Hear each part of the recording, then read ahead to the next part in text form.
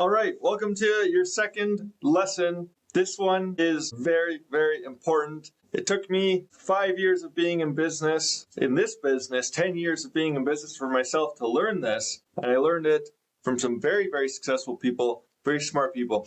Okay, what is your motive? And we're going to have to unpack that. So, what is your expectation of what your role is going to be? So you want to start a business, or you've started a business, you want to go from $80,000 to $1 million. What does that entail when you make that shift? Fundamentally means that you as a person are going to have to change. Your identity is going to have to change. Your role is going to definitely change. And your actions, what you do every day, is going to change. Okay, so let's say you do flooring and you're really good at installing flooring. I already told you how good you were. And you said, hey, I make a dime, the boss makes $1, so I'm going to do this myself. And you start getting customers. Okay, the difference between $80,000 a year and $1 million a year is that the owner of $1 million a year flooring company does not install floors. So that's where I'm saying the fundamental shift is that you're going from a technician, an installer, to an owner who's paying and managing other people to do and perform the actual work. So we can dive even deeper into what does your role then become. So the motive is also the title of a book by Patrick Lencioni. He's expert business management guru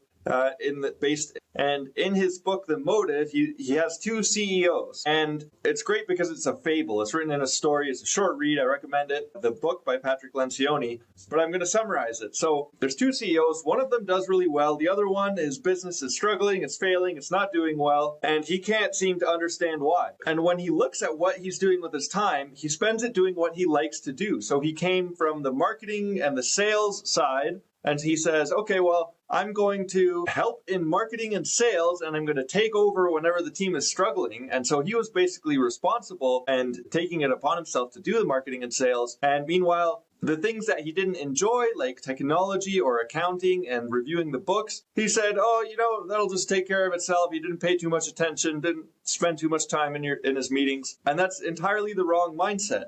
What's the role of a CEO? It's to hold people to a higher standard, to have the difficult conversations that nobody else wants to have, and to point out where the flaws are. And then in that way, by having those difficult conversations, by facing, the elephant in the room, you'd be surprised there's really big companies with these huge 600-pound gorilla in the room. Nobody talks about it. Or, the owner or the CEO has some horribly destructive habit which eats up all the company's profits or which causes high turnover because nobody wants to work with them.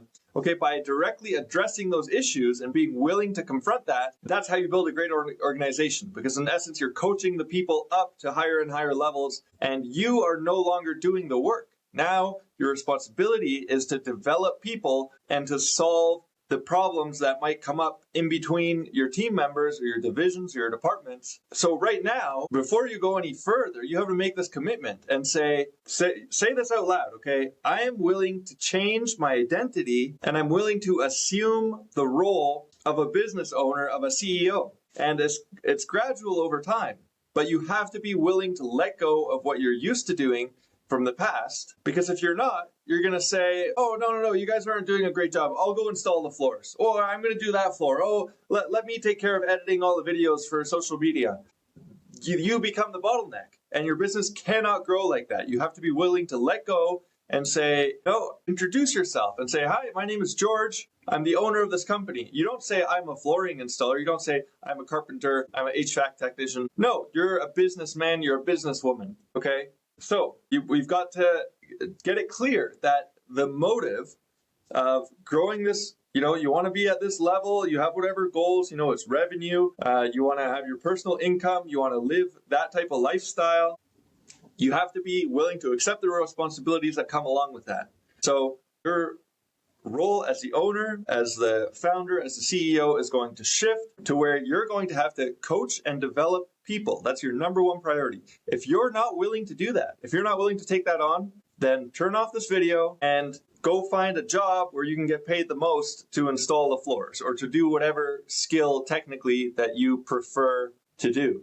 Then there's nothing wrong with that. Not everybody's cut out to be a leader. And The owner of a company has to become the leader. There's no way around that. And that's why they say business ownership is the most rapid form of personal development and personal growth, because it forces you to grow yourself, because a company cannot grow beyond the level of its founder. So when a company is growing rapidly, that means that the founder is also growing just as rapidly. For example, you have one negative habit, right? And now suddenly you have way more income, let's say. Money doesn't make you evil, it makes you more of what you already are. So if you have a small cocaine habit, it's going to become a big cocaine habit when you have a lot more money, and of course it's going to run the company into the ground. So you have to develop in order for the company to develop. Look around at any other business owner who's successful. They've had to grow in order for the company to grow. Those who refuse, those who cling to their old identities, they wonder why. They're probably not aware. They wonder why their company can't grow, why they keep self-sabotaging,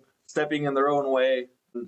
Some people will blame others, they'll blame the team, they'll blame the economy. No, you have to look in the mirror and say, was I willing to change? Was I willing to take on the responsibilities associated with the role that I want to take on? So lesson 2 is, like we said before, you're committing to take on the role and the responsibility associated with a $1 million business. Get in that mindset.